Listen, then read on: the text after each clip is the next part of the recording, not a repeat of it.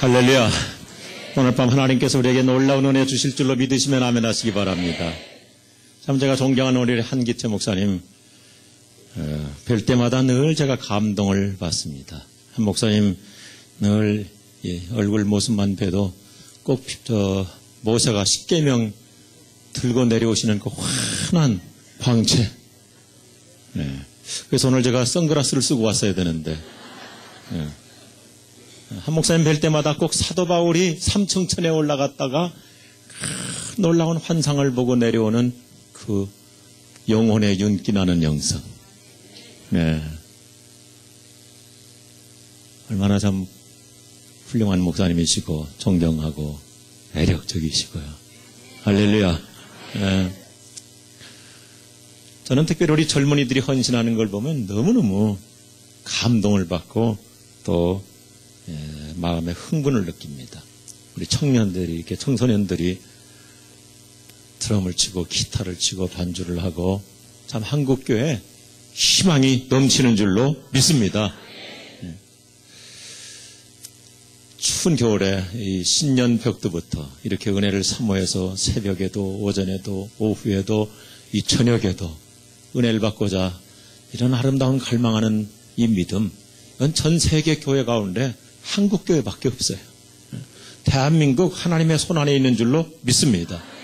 이렇게 우리가 함께 뜨거운 가슴으로 찬양하고 기도하고 부르짖고 말씀대로 살고자 한 해를 출발하는 데 있어서 먼저 하나님의 말씀의 좌표를 정하고 나간다면 특별히 선한 목자이신 주님께서 양떼해라고 하는 오늘 이 시대에 우리를 양으로 가장 기름진 양으로 행복한 양으로 이끌어 가실 줄로 믿습니다.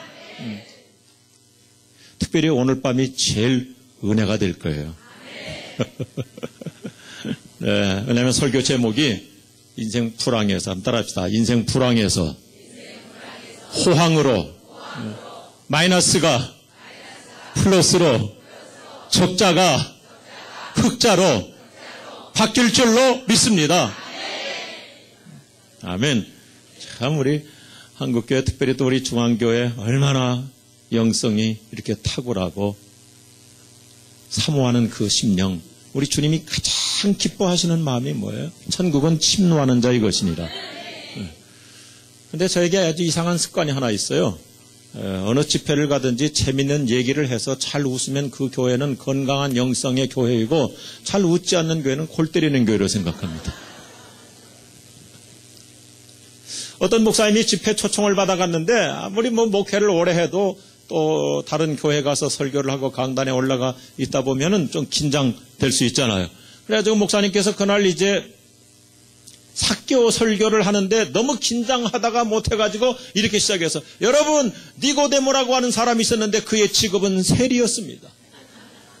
그런 예수님을 너무너무 보고 싶었는데 키가 작아가지고 뽕나무에 올라갔습니다. 그러니까 이상하게 웃을 대목이 아닌데 교인들이 웃는단 말이에요.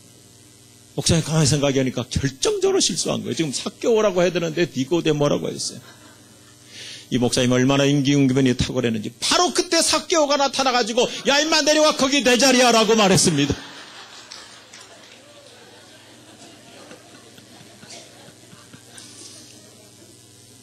그렇지 않고 아직도 저를 좀 꼬려보는 분이 계셔서 그분은 특별히 우리 한 목사님 사모님 통해서 내적 치유를 꼭 받으실 수 있기를 바랍니다. 이렇게 요즘은 다 모든 것이 스크린으로 돼 있잖아요. 제가 얼마 전에 너무 재밌는 그런 그 얘기를 읽었어요. 우리가 이제 이렇게 찬양할 때 다 스크린에 CG를 띄워주는데 이 타이핑하는 사람이 좀 잘못했던가 봐요. 나 주님만을 섬기리를 나 누님만을 섬기리. 주의 자비가 내려와 주의 자비가 내려와를 잘못 쳐가지고 주의 바지가 내려와 주의 바지가 내려와. 우리 찬양 가운데 예수는 주 예수는 주 해야 되는데 잘못 쳐가지고 예수는 중 예수는 중. 이런 낭패가 있어요. 그 다음에 신실하신 나의 주 하나님은 이 찬양 얼마나 좋아요. 신실하신 나의 주 하나님. 그런데 타이핑을 어떻게 했길래 싱싱하신 나의 주 하나님은. 저녁 식사들 하시고 너곤하실 텐데 긴장을 풀자고 해서 이렇게 말씀을 드렸습니다. 그래도 웃지 않는 두 분이 계시는데 그분은 꼭 올해 상담실에 찾아갈 수 있기를 바랍니다. 저는 오늘 밤 하나님께서 우리에게 놀라운 2015년의 새로운 지평을 열어주실 줄로 믿습니다. 인생 불황에서 호황으로. 오늘 한나 얘기 너무나 잘 알고 있잖아요. 2009년도에 놀라운 발표가 있었습니다. 영국이 2000년대 들어서면서부터 기독교 선교의 주도국이었던 영국이 교회가 다 팔렸잖아요. 교회가 문 닫히고 대부분의 영국의 그 훌륭한 교회 예배당들이 모슬렘에 다 팔렸어요. 그리고 모슬렘들이 아예 버스에다가도 광고판을 써붙이면서 하나님은 안 계시다. 그런데 공교롭게 경제 잡지에 이렇게 발표가 됐어요. 영국 100만 장자 48%가 사라져버렸다. 신앙에서 침체될 때, 하나님을 등질 때, 하나님을 버릴 때, 교회가 부흥하지 아니하고, 교회가 성장하지 아니하고, 교회가 영권을 상실하고 은혜를 놓칠 때 하나님은 그 땅에 경제도 불황이 되게 하시더라고요. 영국의 100만 장자 48%가 2009년을 기점으로 사라져버렸다. 우리가 그만 저와 여러분이 개인이 됐건 나라가 됐건 민족이 됐건 이 시대를 보면 하나님 앞에 신앙을 떠나서 관계가 멀어지게 되면 하나님이 반드시 치시더라고요. 미국이 2000년대 들어서면서부터 얼마나 팍스 아메리카 그래서 기고만장하고 미국이 모든 전 세계 경제를 다 주도권으로 끌고 갈 줄 알았는데 서브프라임으로 얼마나 큰 어려움과 낭패를 겪었습니까? 올 봄에 제가 유럽 집회를 몇 차례 갔더니 이 러시아가 푸틴이 아주 굉장히 기고만장했잖아요. 큰 소리를 팽팽 치는 거예요. 겨울만 돼봐라. 겨울만 되면 우리 러시아가 가스를 다 유럽에 공급하고 있는데 가스를 공급을 중단하든지 해서 유럽을 아주 골탕 먹일 것이다. 경제적인 압박을 굉장히 강력하게 가할 것이다. 그랬는데 러시아가 지금 저렇게 맥을 못 추는 거 보십시오. 아무리 자원이 있고 능력이 있고 뭐 우크라이나를 정복하고 세계 평화를 깨트리면서 이 푸틴의 그 막강한 권력으로 좌지우지할 줄 알았지만 하나님께서 한번 한순간에 경제의 문을 봉쇄시키고 닫아버리면 꼼짝 못하는 거예요. 지금 저 곤두박질해서 맥을 못 추는 저런 모습들을 볼 때마다 이게 얼마나 중요한 일인지요. 오늘 우리가 읽은 것은 사무엘상 2장 21절 하나님께서 한나라고 하는 여인 얼마나 애절한 인생을 살았습니까? 한나라는 여인이 아이를 하나도 낳지 못했잖아요. 그래서 이름이 한나예요. 한나도 못 나가지고. 그런데 이 본문 잘 보세요. 아이를 한 명도 낳지 못해서 분인나라고 하는 그 소실한테도 구박을 받고 서름을 받고 얼마나 서글픈 인생을 살고 정말 인생 그 불황 속에서 시달렸는데 하나님께서 한나를 돌보시니까 하나도 낳지 못했던 한나가 사무엘 말고도 아들 셋과 딸 둘을 더 낳게 됐더라.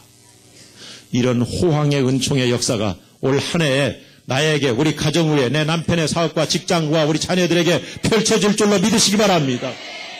성경은 너무나 멋있는 메시지예요. 무에서 유가 되는 것입니다. 불가능이 이렇게 놀라운 기적으로 이루어지는 거예요. 자녀를 한 명도 낳지 못해서 그렇게 한 많은 서름을 당하던 한나라고 하는 그 여인에게 하나님께서 태문을 활짝 열어주시니까 오남매 나타나게 되는 거예요. 저는 이 시간 좀 걱정되는 게 있어요. 오늘 이 말씀을 너무 믿어가지고 우리 나이 드신 권사님들도 또 날까 봐서 지금 긴장하고 있습니다. 한나라고 하는 여인은 남편한테 굉장히 사랑받았던 여인이죠. 행복했어요. 뭐 부족한 게 없었어요. 또 남편 엘가나가 얼마나 훌륭한 영적 지도자였습니까? 그리고 참 좋은 믿음으로 행복한 하니문을 즐기면서 인생을 살았습니다. 부족한 게 없었어요. 모자란 게 없었어요. 별 문제가 없었어요. 그런데 이상하게 한나가 여성으로서 결혼하고 나서 그렇게 기다리던 아이를 낳지 못하는 거예요. 물론 오늘 이 본문 해석을 우리가 잘못 적용하지 않기를 바랍니다. 우리 주변에 요즘 젊은 층들 가운데 요즘은 여러 가지 그 환경적인 문제로 인해서 아이들이 이렇게 결혼했음에도 불구하고 자녀를 잘 갖지 못하는 이런 좀 시대적인 현상이 있잖아요. 그걸 가지고 또 잘못 해석하지 않기를 바랍니다. 그런데 한나는 체질적으로 무슨 문제가 있어서 그의 어떤 건강상의 문제가 있어서 아이를 낳지 못했다고 성경은 얘기하고 있지 않아요. 그렇지 않고 오늘 우리가 아주 귀담아 들어야 될 중요한 메시지가 있는데 1장 5절을 한번 여러분이 눈으로 보시겠어요? 1장 5절을 보면 한나는 건강 때문에 아이를 낳지 못했던 것이 아닙니다. 누가 태의 문을 닫으셨다고요? 여호와께서, 하나님이 닫으셨다 그랬어요. 6절에서도 또 한 번 반복하여 여호와께서 그에게 임신하지 못하게 태의 문을 닫으셨다. 요즘 우리가 읽고 있는 이 성경에서는 임신하지 못하게 했다 그랬는데 옛날 번역은 아주 직설적으로 레디컬하게 번역하고 있어. 여호와께서 그의 태의 문을 닫으셨기 때문이다. 닫으셨기 때문이다. 우리 주변에 보면 저와 여러분이 똑같이 경험할 수 있는데 그분 아주 학벌도 좋습니다. 실력도 있습니다. 인간관계도 좋습니다. 여러 가지 기술도 많이 갖고 있습니다. 많은 자격증들도 갖고 있습니다. 경력도 화려합니다. 어느 뭐로 보든지 모자라는 것 없고 부족한 것 없고 참 남들보다 훨씬 더 탁월하고 월등하고 모든 면에서 앞서가는데 이상하게 안 풀리는 사람들이 있어요. 그분의 문제가 아니에요. 실력이 없어서도 아니에요. 학벌이 모자라서도 아니에요. 지식이 없어서도 아니에요. 전문성이 모자라서도 아니에요. 직장생활에 어떤 경험이 없어서도 아니에요. 사업을 한두 한 것도 아니에요. 근데 이상하게 자꾸만 안 풀리는 일이 생길 수 있어요. 그때 우리가 모든 것을 천편일률적으로 한쪽으로 편성되게 그렇게 해석을 해서는 안 되지만 이런 말씀을 가지고 점검할 필요가 있어요. 혹시 하나님께서 나의 진로를 막으신 건 아닌가? 하나님께서 우리 가정 경제에 축복의 문을 닫으신 것은 아닌가? 하나님께서 우리 자녀들의 학기를 이상하게 우리 아이가 공부를 못하는 것도 아니고 무슨 어디 가서 인간관계가 잘못된 것도 아니고 사람들한테 미운털을 박힌 것도 아니고 그렇다고 신앙생활을 안 한 것도 아니고 기도도 하고 교회 봉사도 열심히 하고 나름대로 참 성실하고 착실하고 그런데 어딘가 이상하게 잘 꼬이고 풀리지 않을 때 혹시 여호와께서 막으신 것은 아닌가? 닫으신 것은 아닌가? 요거예요. 인생의 문제는 그렇게 복잡하지 않습니다. 하나님이 닫으시면 불황이고 하나님이 열으시면 호황인 줄로 믿습니다. 방금 전에 우리 한 목사님께서 참 감동적인 말씀을 하시더라고요. 요즘 우리 한국 교회 안에서 특별히 더군다나 우리 중앙교회 같이 이렇게 시내권 안에 있는 교회가 특별히 젊은 층들이 교회에 이렇게 많이 모이는 것 쉽지가 않고 그리고 요즘 우리 한국 경제가 지난 2014년도에도 얼마나 참 어려웠습니까? 힘들었습니까? 그런데 교회 하나님이 오히려 흑자수지로 만들어주시고 하나님이 은혜 주시면 열릴 줄로 믿으시기 바랍니다. 하나님이 축복하시면 풀릴 줄로 믿으시기 바랍니다. 하나님이 함께 하시면 호황 인생이 될 줄로 믿으시기 바랍니다. 이게 우리 기독교 복음의 매력이에요. 이것이 하나님을 의지하고 살아가는 저와 여러분에게 놀라운 희망 미래인 줄로 확신합니다. 똑같은 현실인데 건강해요. 문제 없어요. 남편한테 사랑받고 있어요. 부부생활 잘해요. 아무런 결격 사유가 없어요. 그런데 여호와께서 닫으시면 인생 불황이 되는 것이고 얼마나 이 본문이 멋있어요. 하나도 낳지 못해서 너무나 서럽게 살던 그 인생 하나님이 열어주시니까 사무엘 말고도 5남매나 더하게 하셨더라. 오늘 이 한 해 2015년 오늘에게는 놀라운 호황 인생이 펼쳐질 줄로 믿으시기 바랍니다. 할렐루야. 참 재밌어요. 성경은 언제나 재밌어요.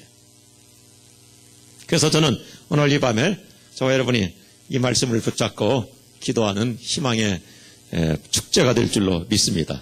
한번 따라서 하시면 좋겠습니다. 닫힌 인생에서 열린 인생으로, 그냥 따라서만 하지 말고 믿음으로 선포하십시오. 내 인생은 닫힌 인생이 아니라 열린 인생이다. 막힌 인생에서 뚫린 인생으로 우리 자녀들 그 미래가 하나님께서 지평을 시온의 테러처럼 열어주실 줄로 믿습니다. 묶인 인생에서 풀린 인생으로, 지난 한 해 동안 경제적으로 묶였었습니까? 직장과 진로의 모든 여러 가지 사방 많은 것들이 답답하게 묶였었습니까? 그동안 여러 가지로 환경적으로도 그렇고요, 모든 내가 손대는 것들이 이상하게 묶였습니까? 예수님께서 한번 말씀하시면 되는 거예요. 풀릴 줄로 믿습니다. 풀릴지어다. 예수 이름으로 묶음을 놓고 떠날지어다. 풀리는 역사. 적자가 흑자로 바뀌는 것입니다. 마이너스가 플러스가 될 줄로 믿습니다. 이상하게 내 손에서 우리 사업의 현장 속에서 내 남편이 하는 모든 비즈니스에서 이상하게 자꾸 빠져나가는 거예요. 빠져나가는 거예요. 적자가 되는 거예요. 쓴물이, 이 썰물이 되는 거예요. 썰물. 그런데 하나님이 그 가정에게 은혜를 베푸시기 시작하면 썰물이 아니라 밀물로 몰려올 줄로 믿습니다. 저는 늘 기도하는 게 하나님의 우리 한국교회에 다시 한번 이 부흥의 쓰나미가 몰려올 줄로 믿습니다.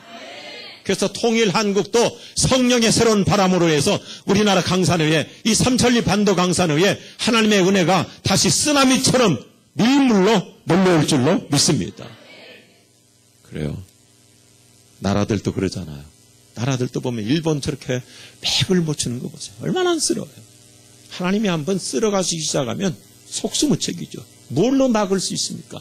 예를 들어서 바다에 물이 이렇게 쫙 들어왔다가 물이 빠져나갈 때 막을 채관이 없잖아요. 썰물을 뭘로 막아요? 그런데 하나님이 다시 바람을 이용해가지고 다시 그 물이 밀려 들어오게 하면 그 또 밀려 들어오는 그 축복의 세력을 누가 막을 수가 있어요? 썰물이 밀물이 되고, 우리 늘 룻기를 통해서도 늘 좋아하는 말씀처럼 우리 인생에 고달프고 힘든 쓴물이 아니라 단물이 될 줄로 믿습니다. 이게 오늘 본문의 메시지예요. 아주 한 절이지만 간단하지만 얼마나 멋있습니까? 한나, 하나님이 돌보아 주시니까, 하나님이 기억해 주시니까 그렇게 서러움에서 깨끗이 회복돼 가지고, 여기 특별히 아주 강조하는 단어가 여호와께서 한나를 권고하사 돌보아 주셨다. 하나님이 돌보시는 한 해 될 줄로 믿습니다. 참 우리 한국교회는 놀라운 힘이 있어요. 희망이 있어요. 저력이 있어요. 이렇게 연초에 그 추운 겨울인데도 또 신년 초이기 때문에 우리 남자분들 일들이 많고 바쁠 텐데도 은혜 받고자 이 동산에 올라오는, 이 성산에 올라오는 그 믿음을 보시고 하나님이 권고하고 돌보아 주실 줄로 믿습니다. 그래서 새 아들과 두 딸을 더 낳게 하셨다. 갈수록 더해지는 인생이 될 줄로 믿으시기 바랍니다. 갈수록 마이너스 인생이 있는가 하면 갈수록 플러스 인생이 있는 거예요. 예수님께서도 달란트 비유를 통해서 얼마나 우리에게 멋있는 말씀하세요? 없는 사람은 그 있는 것마저도 빼앗기는 그러한 불행한 인생을 스스로 자처할 수 있지만은 하나님이 더해 주시는 사람에게는 있는 자에게 더해 주시리라. 플러스 알파가 되는 거예요. 한나, 어떻게 이렇게 불황 인생에서 호황 인생이 될 수 있는가? 우리 다 알고 있는 얘기예요. 제가 모르는 얘기 하러 온 거 아니에요. 왜냐하면 모든 것은 우리 한 목사님이 다 가르쳐 주시잖아요. 그러면 저와 여러분이 이 시대적인 조류와 세계 경제 불경기, 그리고 어느 누구도 예측할 수가 없습니다. 내일이 어떻게 될지 아무도 예견할 수 없고 예측할 수 없지만, 그런데 한 가지 분명한 것은 하나님께서 저와 여러분을 돌보시기만 하면 우리는 어떤 인생 소용들이, 세계 경제 그 소용들이 속에서도 여전히 우리는 호황으로 끊임없이 향상될 줄로 믿습니다. 우리 종안교회 목사님 말씀 들어보니까, 그래서 작년에도 상당한 교회 예산을 능가해서 하나님이 축복해 주셨고, 2015년도는 10%까지 상향 조정해서 이렇게 정하였는데, 하나님 얼마든지 더 그 이상으로 넉넉하게 하실 줄로 믿습니다. 그래서 10% 넘게 달성하시면 그 부스러기는 목동으로 보내주시기 바랍니다. 어떻게 한나의 인생이 이렇게 서글프게 참 서러움과 한숨과 그 아픔과 상처 속에서 살다가 이렇게 행복할 수가 있을까요? 한번 우리 상상을 해보십시오. 자녀가 없어서 그렇게 참 애절하게 처절하게 눈물 지으며 더군다나 그 소실로 들어온 분인나라는 사람한테까지도 구박을 받으며 살더니 한나가 하나만 놔도 뭐 여한 없잖아요. 하나만 놔도 뭐 이제 뭐 큰 소리 치고 살 수 있는데 막 그냥 쑥쑥 나오는 거예요. 5이나 더 나오는 거예요. 얼마나 놀라워. 우리 인생 한 번 풀리기 시작하면 하나님은 끊임없이 은혜 위에 은혜를 더하여 주실 줄로 믿습니다. 요한복음에 보면 예수님께서 이 땅에 오신 것이 뭐예요? 우리에게 더 풍성한 생명을 얻게 하려 하심이니라. 은혜 위에 은혜. 그 성경을 제가 굉장히 좋아하는데요. 은혜 위에 은혜, 이 헬라 자나 자체가 뭐냐면 은혜 위에 은혜가 덮쳐진다는 말이에요. 덮쳐진다. 마치 눈사람을 만들고 굴리다 보면 막 갈수록 더 눈두덩이가 커지는 것처럼 은혜 받는 사람은 계속 받고요. 임하는 사람에게 또 임하고요. 플러스가 계속 이루어지고요. 그래서 그 영어 성경도 보면요. 유진 피터슨이라는 학자가 참 멋있게 번역하고 있어요. gift after gift after gift. 이걸 끝날 수가 없는 단어라는 거예요. 주시고 또 주시고 더 주시고 계속 주시고 계속 플러스가 되시고. 어떻게 하면 우리 인생에 이것이 추상적인 얘기가 아니라 허구의 얘기가 아니라 이것이 어떤 뭐 막연한 형이상학적인 얘기가 아니라 오늘 내 삶의 현실이 될 수 있을까? 이 말씀은 아주 쉽게 가르쳐주고 있어요. 첫째 가져가겠습니다. 기도하는 자에게 호황이 따른다. 믿으시면 아멘 하시기 바랍니다. 기도하는 자에게. 오늘 하나님이 한나를 돌보시사 이 권고하셨다 돌보셨다 이게 기억해 주셨단 말이에요. 그 영어 성경도 보면 리멤버 해 주셨다 그랬어요. 하나님이 기억해 주셨다. 근데 한나가 어떻게 했을 때 하나님이 그를 기억해 주셨는가? 우리 뭐 너무나 잘 알잖아요. 한나는 성전에 들어가서 하나님께 간절히 기도했어요. 눈물로 기도했어요. 부르짖어 기도했어요.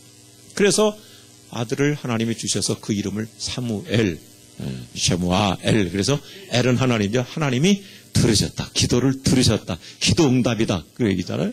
여러분 연초부터 이렇게 우리 산곡 기도원에 올라와서 기도하는 우리 하나님이 우리 기도 들으실 줄로 믿습니다. 응답하실 줄로 믿습니다. 기도하는 사람 기억해 주실 줄로 믿습니다. 하나님은 나는 기도하고 잊어버릴 수도 있어요. 기도하고도 내가 그것도 기도했었나? 나중에 뒤늦게 생각해 보면 내가 잊어버리고 살 수 있어. 그런데 우리 하나님은 우리의 기도를 하나도 땅에 떨어지지 않습니다. 얼마나 우리의 기도가 소중하면 우리의 기도를 금대접에 담아가지고 하나님의 보좌 앞에 올려놓습니다. 우리의 기도는 한마디도 땅에 떨어지지 않을 줄로 믿습니다. 그래요. 다른 거 없습니다. 기도하는 사람을 하나님은 흥왕시켜주세요. 기도하는 사람을 하나님은 찾아와 주세요. 기도하는 만큼 하나님이 기적을 베풀어 주세요. 아마 교회마다 어느 교회든 이런 일들이 있잖아요. 오늘 저하고 같이 온 우리 전도사님 한 분도 결혼한 지 8년이 지났어요. 근데 부부가 다 건강한 거예요. 아주 건강해요. 근데 아이가 없었어요. 그렇지만 낙심하지 아니하고 포기하지 아니하고 기도하니까 지금 결혼 9년 차인데 엊그제 애가 쑥 나와버렸어. 기도하는 만큼 열릴 줄로 믿습니다. 기도하는 만큼 뚫릴 줄로 믿습니다. 우리 자녀들의 모든 진로 뭐 요즘 취직이 몇 %냐? 우리는 그 수치 가지고 신경 쓸 필요 없어요. 몇 %가 지금 취직을 못하느냐? 그건 중요하지 않아요. 우리가 믿고 기도할 때 하나님은 얼마든지 홍해를 갈라주시고 요단강을 갈라주시고 여리고를 무너뜨려 주실 줄로 믿습니다. 제 딸도 결혼을 해서 살고 있지만은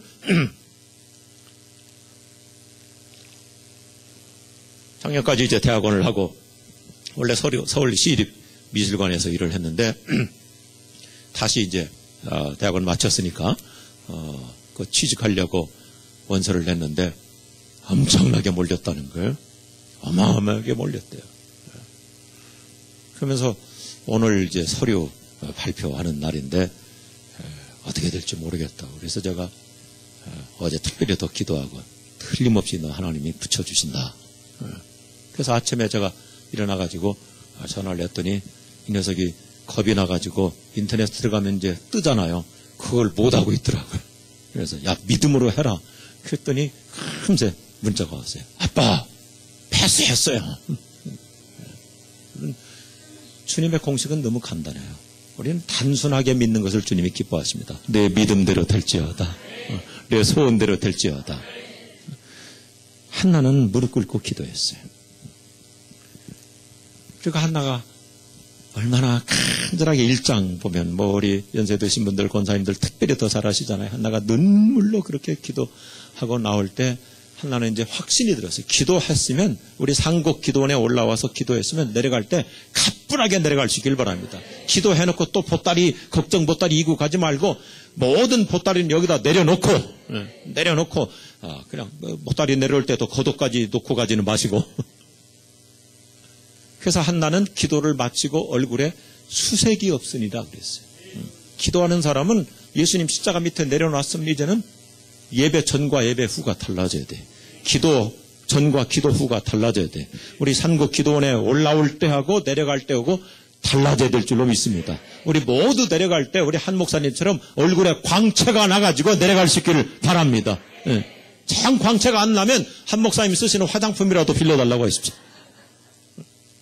그래서 한나는 기도를 마치고 얼굴에 수색이 없어지니라 그랬어요. 수색이 없어지니라. 그래서 우리 서울에서 목동 아파트 지역에서 한강 건너면 수색이라는 곳이 있어요. 그래서 내가 우리 교인들한테 그래. 기도하고도 얼굴에 걱정이 있는 사람은 차라리 수색으로 이사 가라 그래. 그래요.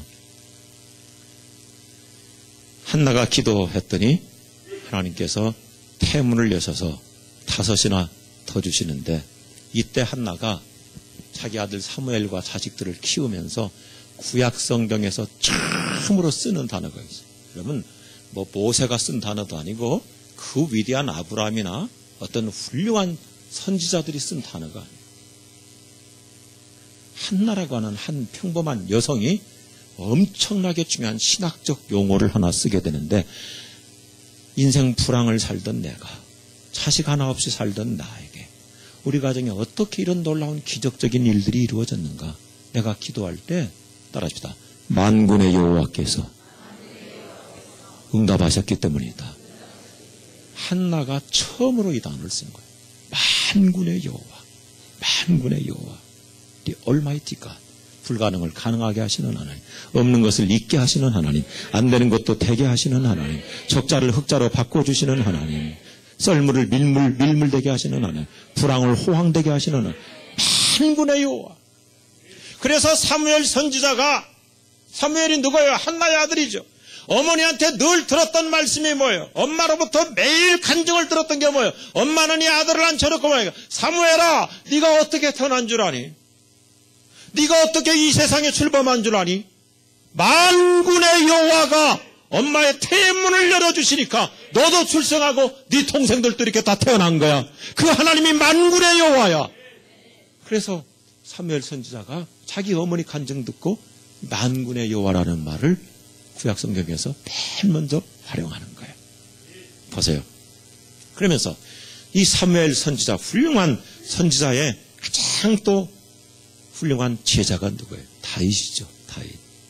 그렇잖아요. 사무엘 선지자를 통해서 기름 부음을 받고 영적 지도를 받고 멘토링을 받고 제자 훈련을 받아서 이스라엘의 훌륭한 영도자가 되는 다윗의 입에 붙어있는 단어가 많이 시편마다 다윗이 뭐라고 그래요? 만군의 여호와께서 함께 하셨다. 만군의 여호와께서 도와주셨다. 만군의 여호와께서 이기게 하셨다. 만군의 여호와께서 축복하셨다. 만군의 여호와께서 승리하게 하셨다. 만군의 여호와께서 역사하셨다. 저와 여러분이 기도하는 만큼 불가능을 가능하게 하시는 전능하신 만군의 여호와께서 2015년을 함께 하실 줄로 믿습니다. 이게 기도의 위력이에요. 그래요. 참 우리나라는 대단한 나라잖아요. 참 신비로운 나라이죠. 기름 한 방울 나지 않는데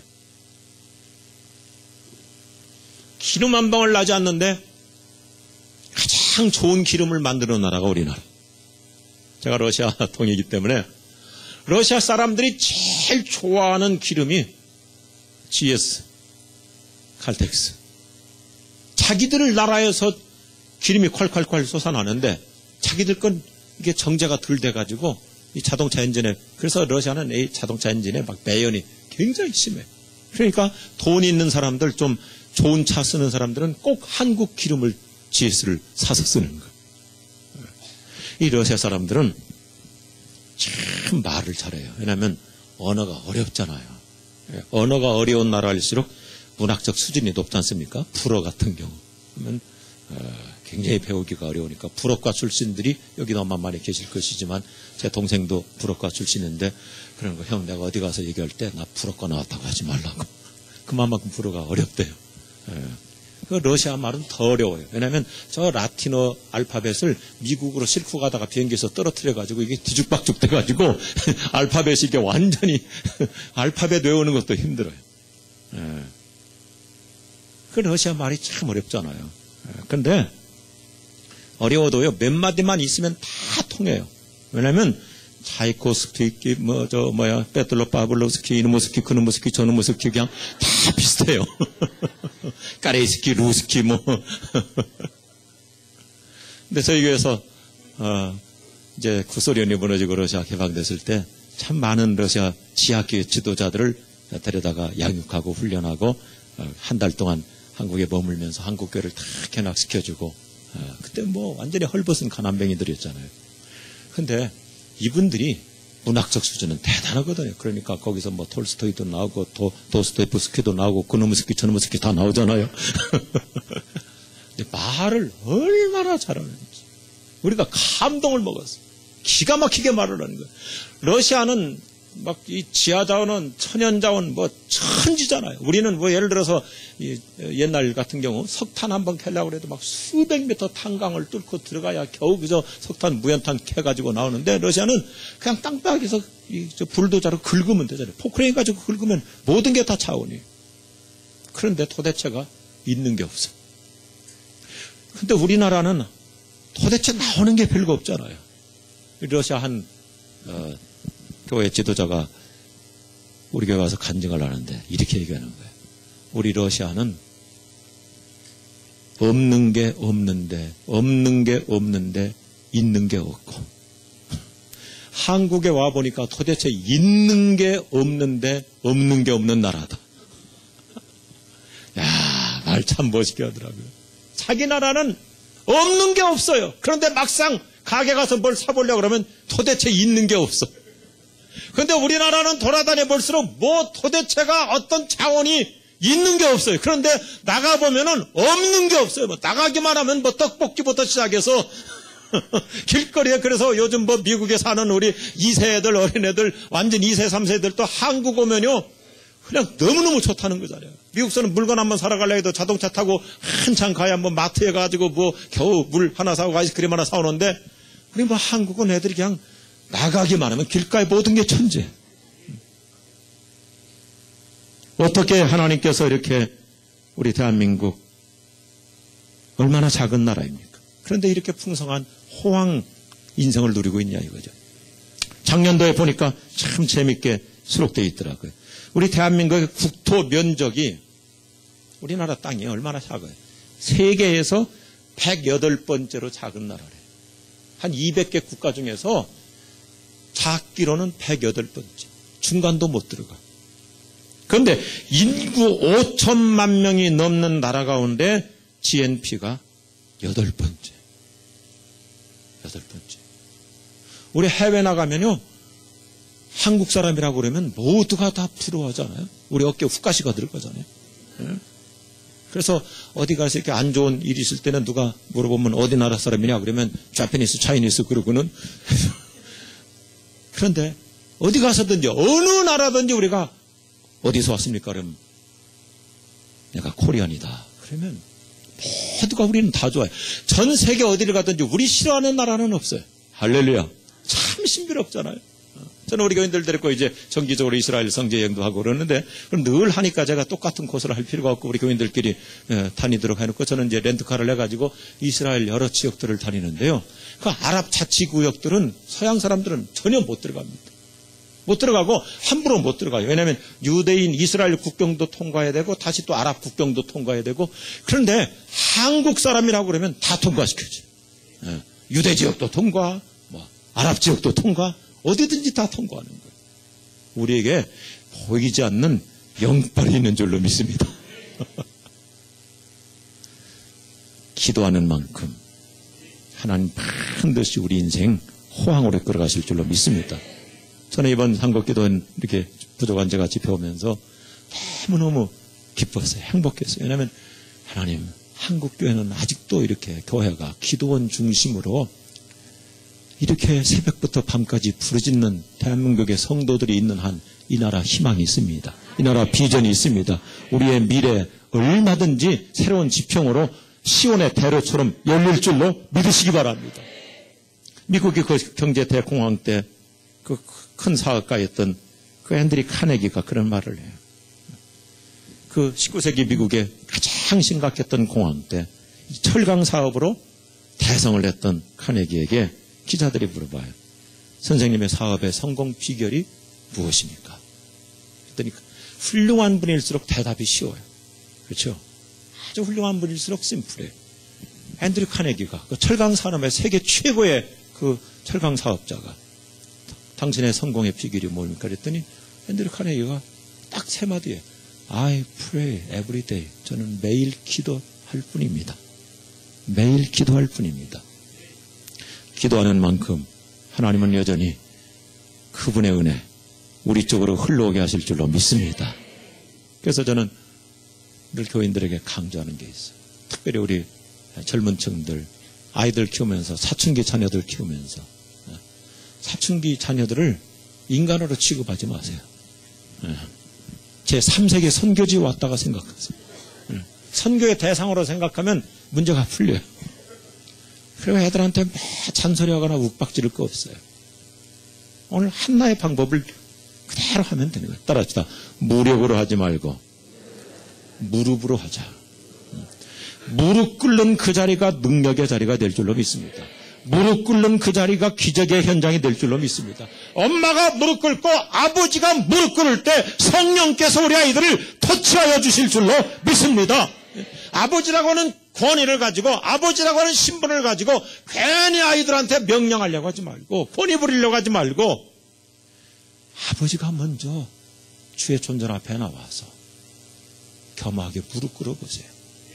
아버지가 아이에게 말하기 전에 성령님이 가서 그 아이들의 마음을 열어주세요. 움직여주세요. 감동을 주세요. 스스로 터득하게 하세요. 스스로 정신 차리게 하신다고요. 회사도 그렇고 기업도 그렇고요.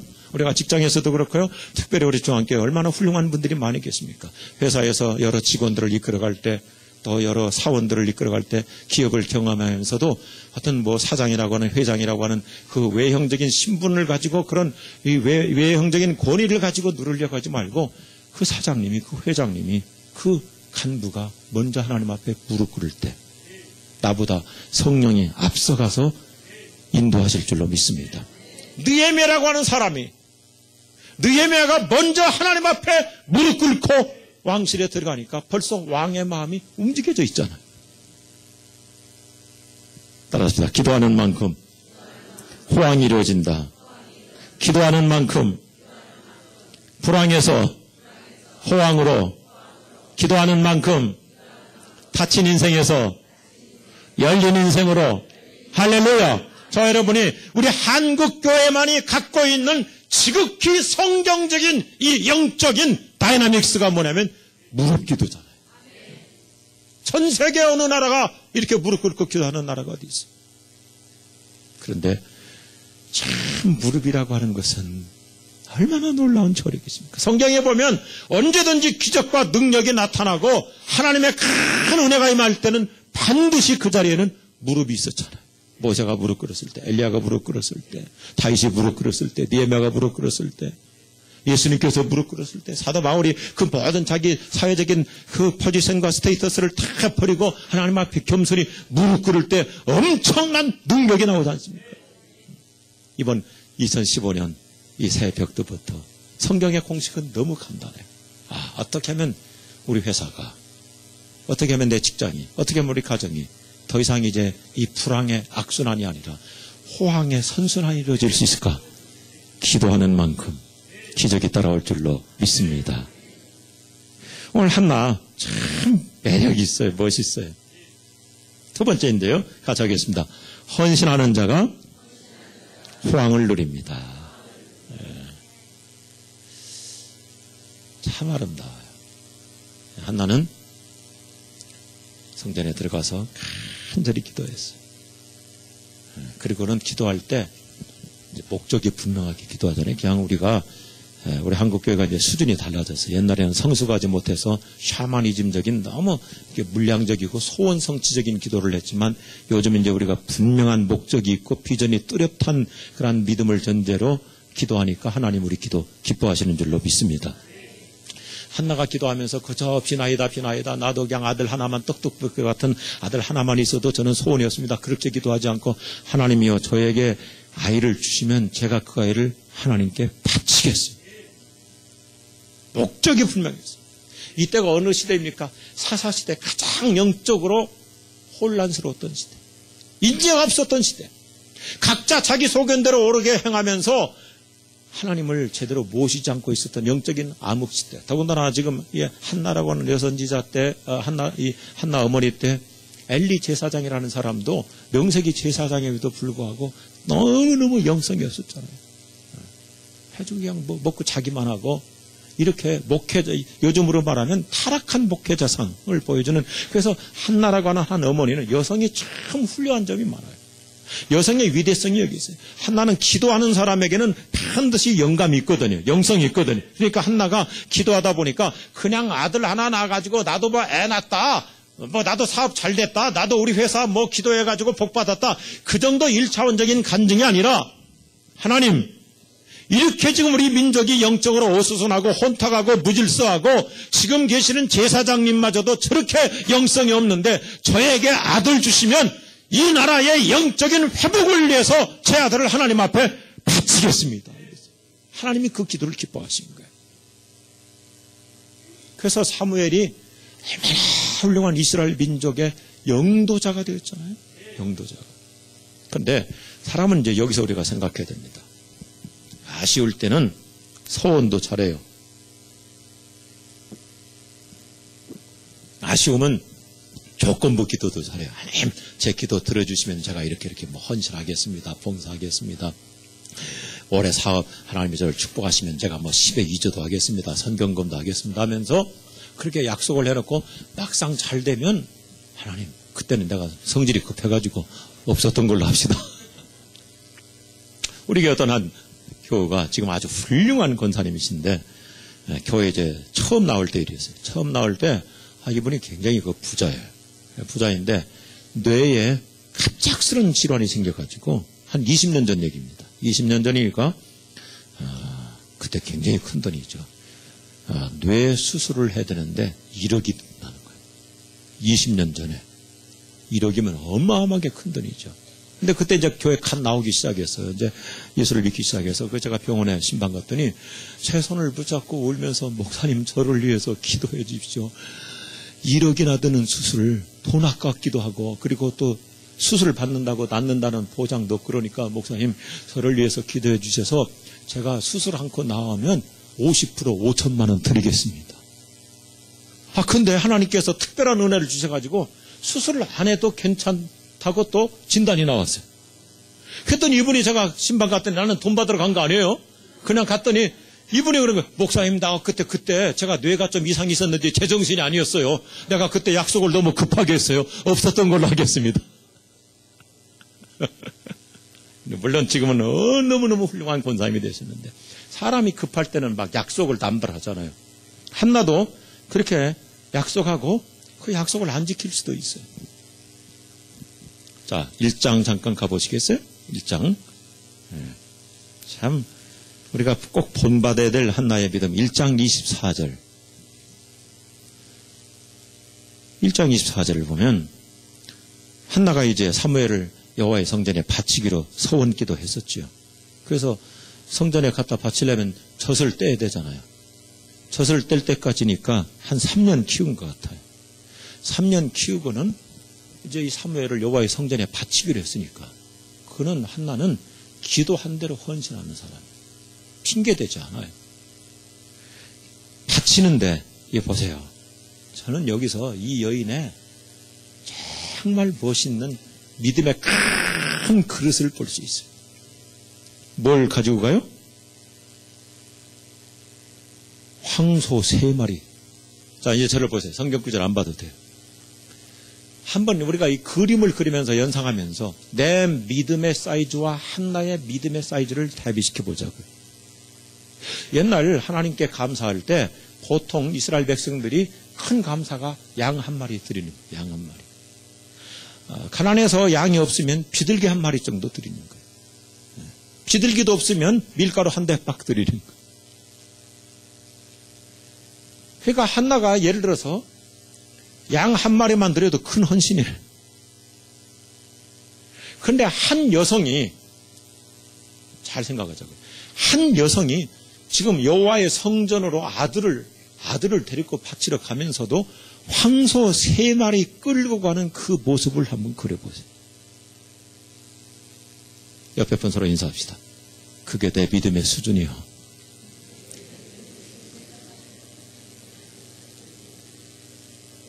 아멘 하시겠어요?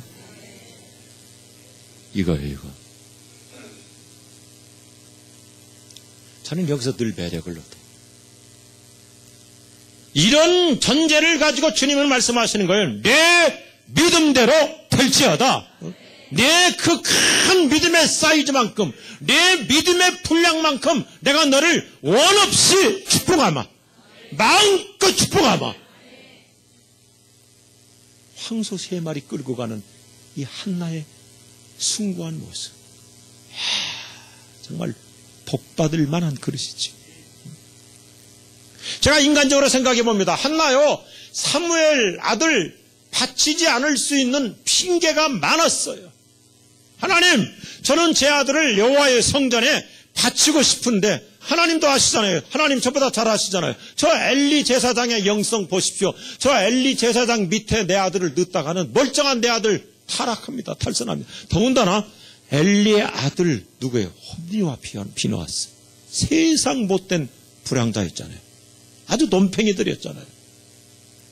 정말 어울려서는 안 되는 형들이었다고요.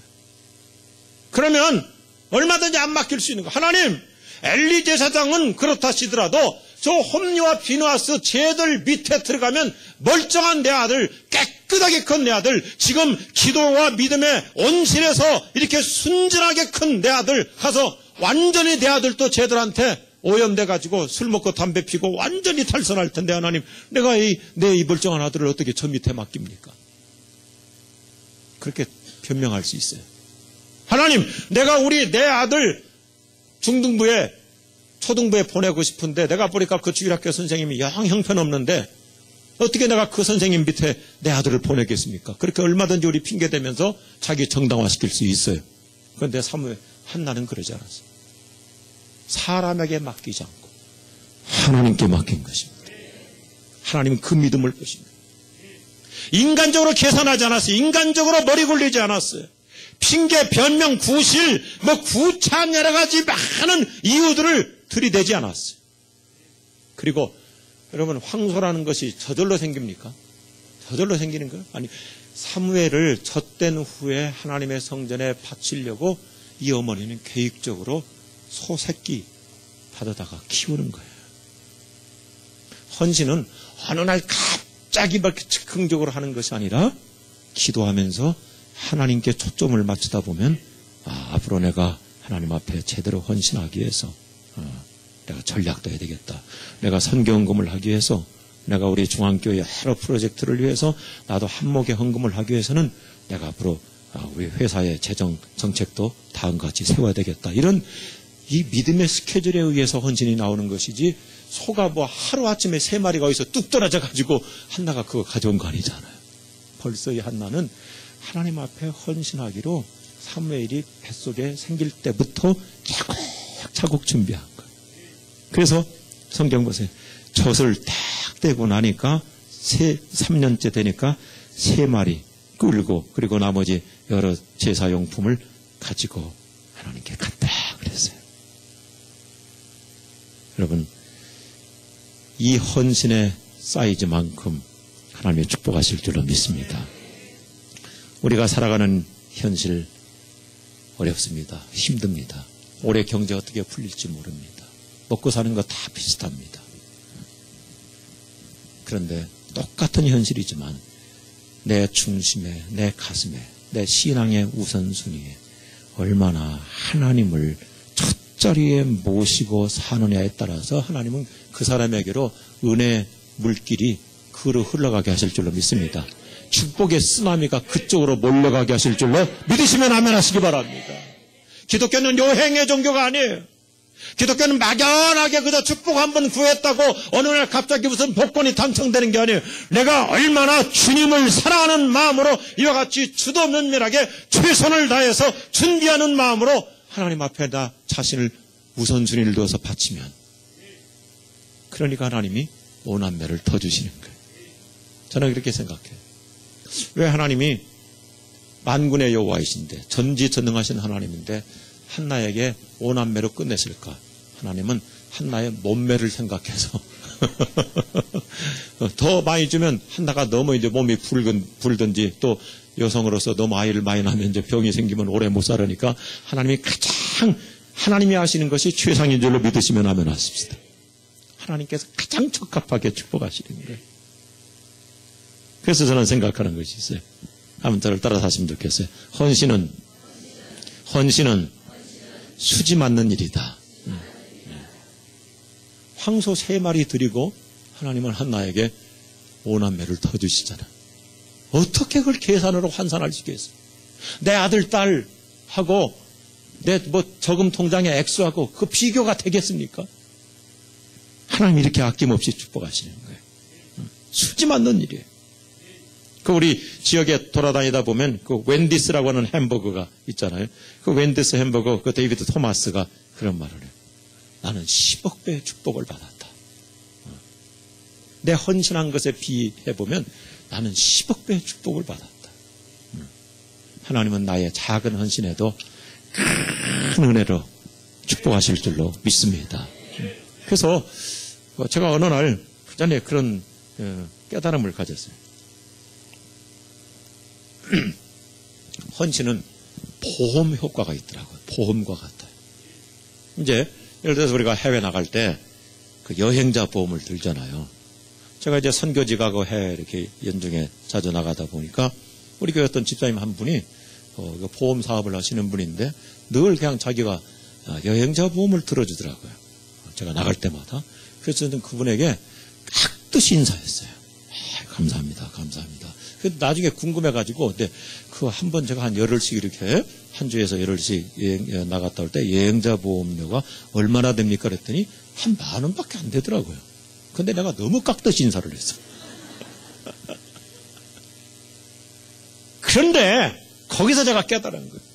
한 10,000원밖에 안 돼요. 보험료가 10,000원, 12,000원? 지금은 뭐 달라졌는지 모르겠지만, 그런데 혹시라도 제가 해외에서 사고가 생기거나 이런 여러 가지 사건이 발생하면 1억도 나오잖아. 1억. 10,000원 넣고 1억도 나오는 거예요. 그래서 그때부터 제가 그걸 알고는 해외 나갈 때마다 늘 고민했어요. 사고 칠까 말까. 1억이 나온다는데. 거기서 깨달았어요. 이야, 헌신이 바로 이와 같은 보험 효과가 있구나. 내가 인간적으로 생각할 때는 10,000원어치밖에 헌신 안 했는데 하나님은 나에게 10억, 100억어치 가치에 환산할 수 없는 은혜를 주실 줄로 믿습니다. 그런 2015년 한 해가 풀릴 줄로 믿으시면 아멘 하시기 바랍니다. 부모의 헌신이 자식을 복되게 하는 거예요. 오늘 같이 추운 겨울에도 우리 부모님들이 와가지고 자녀들을 위해서 이렇게 시간 바쳐 기도하고 헌신하고 있잖아요. 이 기도원에 와가지고 불편한 환경 속에서도 남편을 위해서 이와 같이 시간 바쳐 눈물로 기도하며 헌신하고 있잖아요. 그 헌신, 한 여성의 헌신, 한 어머니의 헌신, 한 아버지의 이 경건한 믿음이 우리 자녀들의 미래를 형통한 시온의 대로가 열리게 하실 줄로 믿습니다. 헌신, 보험의 효과가 있어요. 그래서 제가 이따금 그런 얘기를 해요. 옆에 분들께 서로 인사합시다. 헌신 보험에 듭시다. 요즘 보험 종류가 얼마나 많아요. 그런데 보니까 우리 인생에 있어서 최고의 보험은 헌신보험이에요.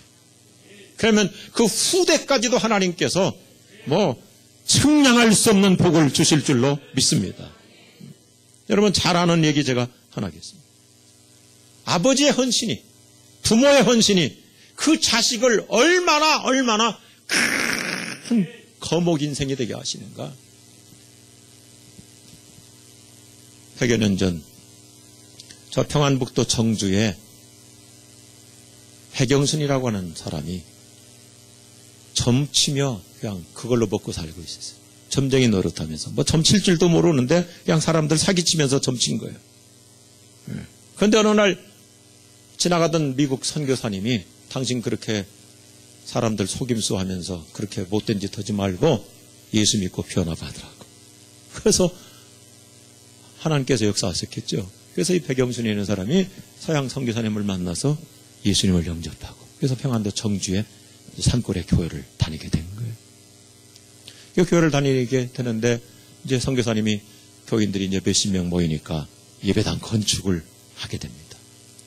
예배당 건축을 하게 되는데 이분이 그만 백영순이라는 사람이 생각을 해보니까 자기는 돈 한 달행이 한 2마지기 3마지기밖에 안 되는데 이거 있으나 없으나 어차피 품 팔아야 먹고 살으니까 이 아버지가 넌 그 2-3마지기 있는 거를 깔끔하게 팔아가지고 성전 짓는 데 바쳐요. 그리고는 이제 일거리가 없잖아요. 그러니까 또 서양 선교사님께서 보니까 사람 참 착실하고 이제 믿음이 무럭무럭 자라고 그런데 그나마 있는 돈 한 달행이 그거라도 있어야 식구들이 곡식이라도 먹을 수 있는데 그것까지도 이제 성전 짓는다고 바치고 그러니까 이 서양 선교사님이 감동을 받아가지고 그러면 당신은 어차피 농토가 없는 사람이니까 교회 이제 관리 집사로 들어와라. 옛날에는 이제 사찰이라고 그랬잖아요. 관리 집사로 들어와서 일하라. 그러면 이제 먹고 사는 건 해결이 되니까. 그렇게 이제 교회에서 헌신하며 이 백영순이가 사는 거예요. 근데 어느 날 이 선교사님께서 보니까 그 아들 하나가 나이가 이제 10-30살 먹었는데 빈둥빈둥 놀고 있는 거예요. 너는 왜 학교 안 가고 노냐? 그랬더니 이 아이가 그러는 거예요. 저는 돈이 없어서 학교 갈 돈이 없어서 놀고 있습니다. 선교사님이 성령께서 이런 깨달음을 줘요. 아니 이 아버지가 예수님을 영접하고 옛생활을 정리하고 그리고 그 한 달행에 있는 그 돈까지도 팔아서 성전 건축에 바치고 교회 지금 관리 집사로 들어와서 일하는데 이 아이가 돈이 없어서 학교를 못 다니고 이러면 되겠는가. 그래가지고 미국에 자기를 파송한 교회에 이런 사연을 편지를 써서 보냈더니 그 교회에서 감동을 받고 그러면 그 아들을 미국으로 보내라. 그래서 미국을 보내서 예일대학을 나오고 박사학위를 받고 와서 연세대학교 총장도 되고 또 우리나라의 최고의 그 교육부 총리도 된 백낙준 박사 얘기예요. 아버지의 헌신이 아들을 역사의 인물이 되게 했어요. 국회의원을 지내고 서울시 교육위원회 회장을 지내고 그런데 그 백낙준 박사가 참 멋있게 이렇게 간증을 해요. 제가 그대로 읽어보겠습니다. 우리 아버지가 가지고 있던 그 돈으로 돈을 많이 벌었다면 우리는 평안도 정주의 부자가 되었을지는 모르겠습니다. 만약 그 돈에서 나오는 것으로 나에게 공부를 시켰다면 나는 소학교 나와가지고 일본의 앞잡이가 되었을지도 모릅니다. 그러나 우리 아버지는 자랑스럽게 교회를 건축하는 일에 그 재산을 사용하였기에 나는 하나님이 주시는 엄청난 복을 받게 된 것입니다. 우리 부모님의 그 고결한 헌신이 내 인생을 오늘의 내 인생을 이렇게 만들어준 것입니다. 이거예요. 예를 들어서 백낙준이가 평안도 산골에 논 2-3마가지 가지고 미국 유학할 수가 있겠습니까? 비행기표 끊는 터미널까지 갈 수 있겠죠. 하나님이 한번 호황으로 바꾸어 주시니까 대한민국 최고의 훌륭한 인사가 됐잖아요. 우리 자녀들 이 한 해 동안 이런 은혜의 호황으로 풀려갈 줄로 믿습니다. 얼마나 참 감동스럽습니까? 이런 얘기들 아마 우리 중앙교회 안에 많은 분들이 계실 거예요. 벌써 108년 역사 속에서 우리 종합교회 아주 큰 하나님이 쓰시는 거목 인생들 많은 줄로 믿습니다. 오늘의 종합교회 우리 한 목사님과 함께 이렇게 21세기 미래를 이끌어가는 건강한 거룩한 공동체, 하나님의 은혜가 임하면 세상 어떤 요지경 속에서도 나도, 우리 자녀들도, 우리 가정도, 우리의 일터도, 우리의 사업도, 우리 교회도 흥황할 줄로 믿으시면 아멘 하시기 바랍니다. 어쩔 수 없는 사실이에요. 말씀을 뵙겠습니다. 어쩔 수 없는 사실인데요. 교회도 그래요. 교회도. 이 지상에 분명히 예수님께서 세우신 교회이지만, 예수님이 그 교회의 머리가 되시지만, 제대로 헌신하는 교회는 끊임없이 부흥해요. 젊은이들이 많아져요. 그 교회 하는 일들이 잘 돼요.